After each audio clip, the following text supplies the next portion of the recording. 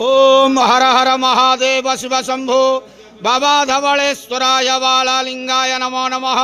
दीपं ज्योति परम ब्रह्म दीपं ज्योति जनार्दनः दीपहरत मे पापो पूजा दीप नमस्तुते। धवलेश्वर बालालिंग महाप्रभु संसार सुखी रखंतु।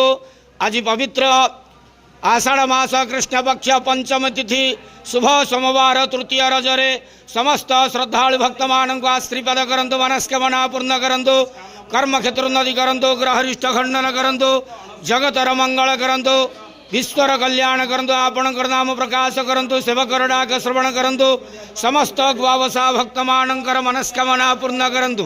बाबा धवलेश्वराय बालालिंगाय नमो नमः।